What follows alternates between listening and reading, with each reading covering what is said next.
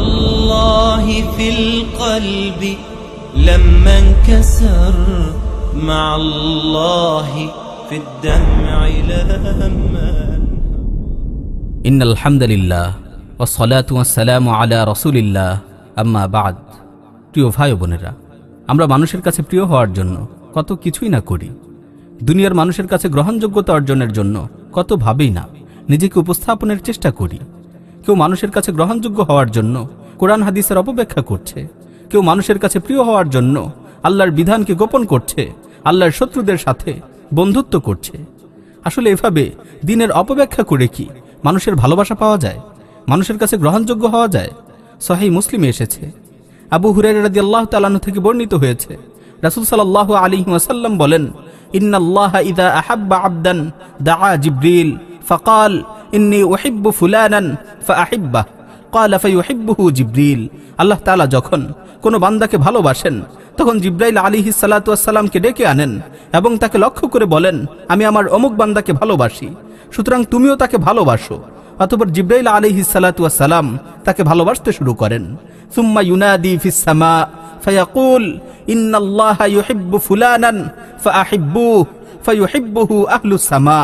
অতঃপর জিবরাইল আলাইহিস সালাতু ওয়াস সালাম আসমানের অধিবাসীদের ডেকে বলেন, আসমানে অবস্থানরত ফেরেশতাদের ডেকে বলেন, নিশ্চয়ই আল্লাহ তাআলা তার অমুক বান্দাকে ভালোবাসেন, সুতরাং তোমরাও তাকে ভালোবাসো।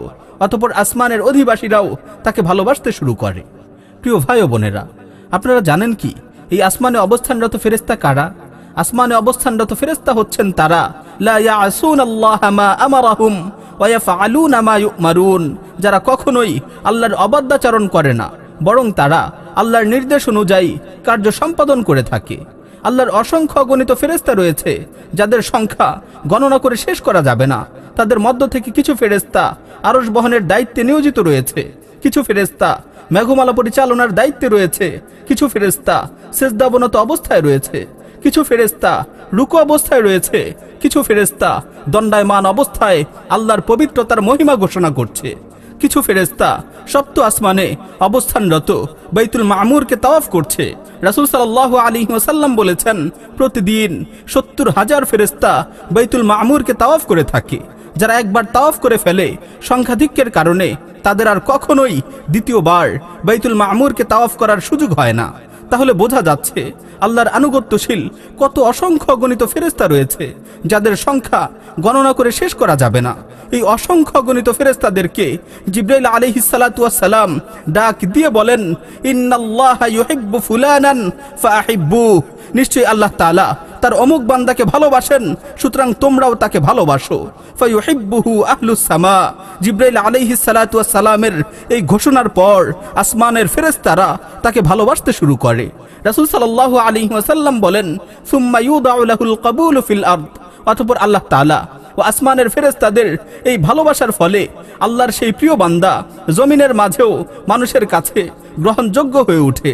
হাদিসের অপর অংশে রাসূল সাল্লাল্লাহু আলাইহি ওয়াসাল্লাম আরো বলছেন, ওয়া ইযা আবগাদা আবদান দাআ জিবরিল ফায়াকুল ইন্নী উবগিদু ফুলানান ফাআবগিদহু ক্বালা ফায়ুবগিদহু জিবরিল। আর আল্লাহ তাআলা যখন কোনো বান্দাকে ঘৃণা করেন তখন জিবরাইল আলাইহিস সালাতু ওয়াস সালামকে ডেকে বলেন, হে জিবরিল, শুনে রাখো, আমি অমুক পাপিষ্ঠকে ঘৃণা করি, সুতরাং তুমিও তাকে ঘৃণা করো। অতঃপর জিবরাইল আলাইহিস সালাতু ওয়াস সালাম আসমানের অধিবাসীদের ডেকে বলেন, ইন্নাল্লাহা ইউবগিদু ফুলানান ফাআবগিদুহু ক্বালা ফায়ুবগিদুনা, নিশ্চয়ই আল্লাহ তাআলা অমুক ব্যক্তিকে ঘৃণা করেন, সুতরাং তোমরাও তাকে ঘৃণা করো।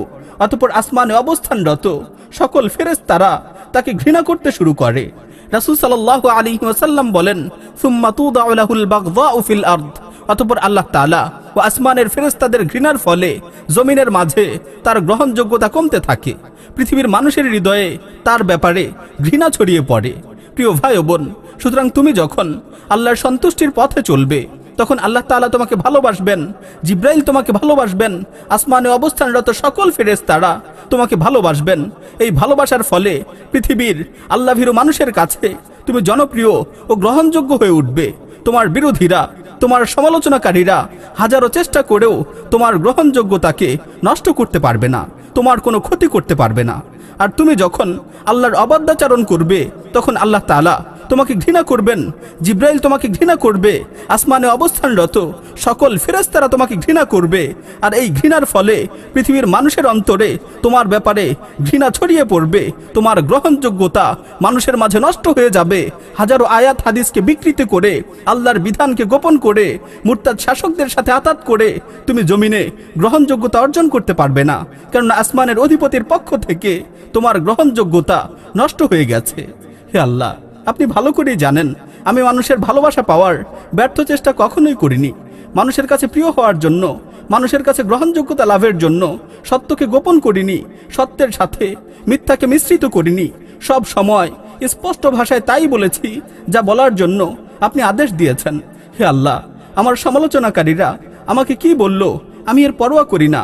হে আল্লাহ, আমি মনে প্রাণে এটা বিশ্বাস করি যে আমি যদি আপনার কাছে প্রিয় হতে পারি, আমি যদি আপনাকে সন্তুষ্ট করতে পারি, আমি যদি আপনার ভালোবাসা অর্জন করতে পারি, তাহলে আপনি পৃথিবীর মানুষের হৃদয়ে আমার প্রতি ভালোবাসা ঢেলে দিবেন, যে এই ভালোবাসাকে কোনো সমালোচনাকারীর সমালোচনা কলুষিত করতে পারবে না। আর আমি যদি আপনাকে অসন্তুষ্ট করি, তাহলে পৃথিবীর মানুষের হৃদয়ে আপনি আমার প্রতি ঘৃণা ঢেলে দিবেন। শত চেষ্টা করেও, শত শত আয়াত হাদিসের অপব্যাখ্যা করেও আমি মানুষের কাছে প্রিয় হতে পারবো না, আমি মানুষের কাছে গ্রহণযোগ্য হতে পারবো না। হে আমার প্রতিপালক, সুতরাং আমি চাই আপনি আমার প্রতি সন্তুষ্ট হয়ে যান। হে আমার প্রতিপালক, সুতরাং আমি চাই আপনি আমার প্রতি সন্তুষ্ট হয়ে যান, আমাকে আপনার সন্তুষ্টির পথে পরিচালিত করুন।